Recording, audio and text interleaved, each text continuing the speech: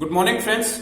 इस सेशन में मैं बात करूंगा सिविल सर्विसेज एस्पिरेंट्स के लिए जिनका इस बार लास्ट अटेम्प्ट था या फिर इसको लेकर के डिस्क्वालीफाई हो रहे थे।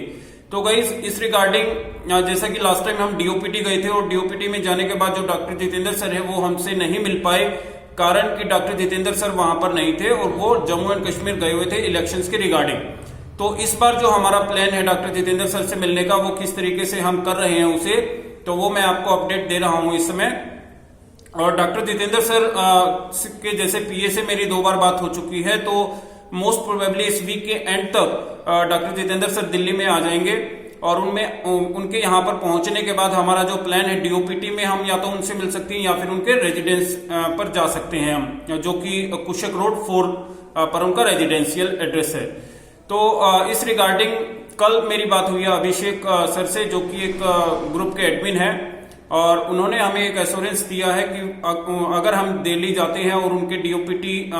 अगर जाते हैं या फिर डॉक्टर जितेंद्र सर से मिलने के लिए उनके रेजिडेंस पर जाते हैं, तो उनकी तरफ से 10 to 15 स्टूडेंट्स जो है एस्पिरेंट्स, वो बोल रहे थे कि हो सकते हैं जो कि उनके ग्रुप में हैं दिल्ली या दिल्ली के नियर बाय रीजन के हो सकते हैं वो हो। और दूसरा जो है विशाल नाम के जो पेटिशनर हैं, उनसे मेरी एक पीछे बात हुई थी, तो उन्होंने भी यही एश्योर किया था कि उनके पास भी जो है 6 to 7 स्टूडेंट्स हैं अगर हम उनके रेजिडेंस पर जाते हैं, और हमें जरूरत है इनकेस 20-30 स्टूडेंट्स की, ताकि हम एक क्राउड उनको दिखा पाए कि हाँ इतने स्टूडेंट्स तो यहाँ पर पहुंचे हैं और बहुत सारे स्टूडेंट्स हैं जो वेट कर रहे हैं एक्स्ट्रा अटेम्प्ट के लिए। तो इस रिगार्डिंग जो पूरा प्लान है गाइस, वो प्लान हम एग्जीक्यूट करेंगे मोस्ट प्रोबेबली इस मंडे को, जो कमिंग मंडे है, वो मेरे हिसाब से बिल्कुल उचित समय होगा फिर दोबारा से डॉक्टर जितेंद्र सर से मीटिंग के लिए। अब एक और बात है कि साथ साथ जो हम डीओपीटी जाने का प्लान कर रहे हैं और कुछ ऐसे भी स्टूडेंट्स हैं या फिर एडमिन्स हैं जो ट्राई कर रहे हैं किसी दूसरे फ्रंट पर कि उनको एक्स्ट्रा अटेम्प्ट की जो हमारी डिमांड है वो कंप्लीट हो जाए। तो कुछ लोग पेटिशंस डाल रहे हैं इस रिगार्डिंग, और जैसा कि दूसरे ग्रुप के एक एडमिन ने मुझे बताया भी कि वो लोग कोर्ट में केस डालने की बात कर रहे थे,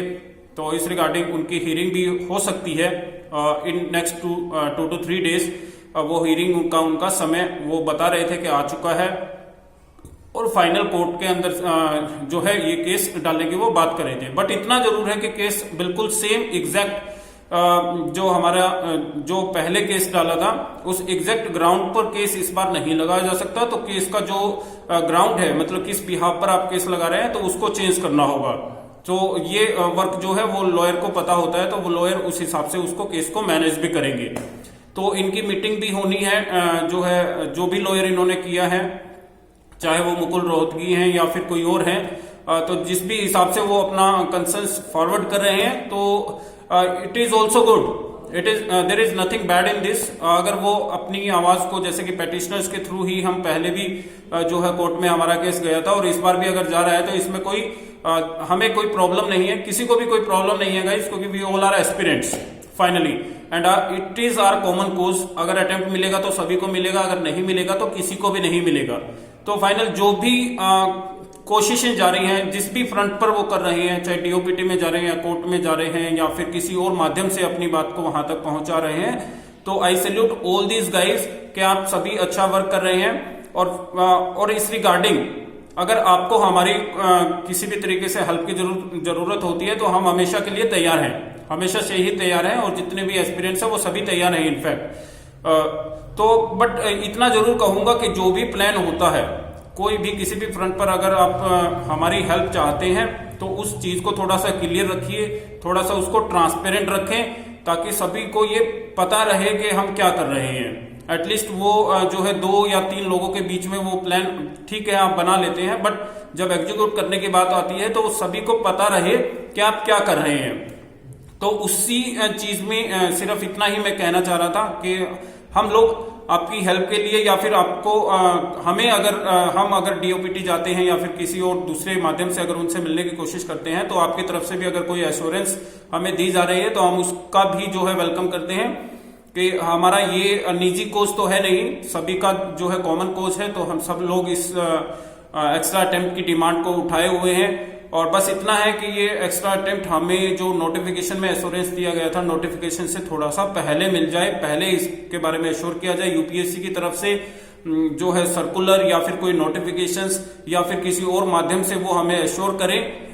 कि जो एक्स्ट्रा अटेम्प्ट है वो डेफिनेटली हमें इस बार मिलेगा, ताकि हम अपनी स्टडी कंटिन्यू कर सकें। तो फाइनल मुद्दा सिर्फ यही है, और कोई फालतू का इसमें कोई स्टूडेंट्स कई बार ऐसे ओपिनियन भी सुनने को आते हैं, या फिर कई बार लोग अननेसेसरी मैसेज ग्रुप में डालते हैं कि किसी भी तरीके से अगर आपका कोई डाउट है या प्रॉब्लम है तो आप मुझसे डायरेक्ट कांटेक्ट कर सकते हैं। माय नंबर इज 9873456635,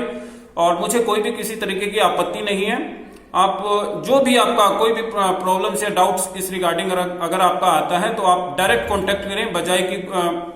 उसमें अपने माइंड में कोई भी नेगेटिविटी रखने के। तो thank you so much for watching this video and have a nice day. I hope कि आप लोग इस बार जो भी हम किसी भी फ्रंट पर जब हम जा रहे हैं तो आप लोगों का कोऑपरेशन हमारे साथ रहेगा,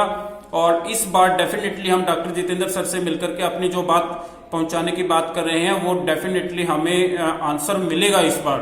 और इसके बाद जो है मोस्ट प्रोबेबली हम लोग अपनी स्टडी को स्टार्ट कर पाएंगे, एंड जितना भी फुल फ्लेश जितना भी अच्छा आप तैयारी करेंगे तो आई होप सो कि इस बार, जैसे कि ये लास्ट अटेम्प्ट है,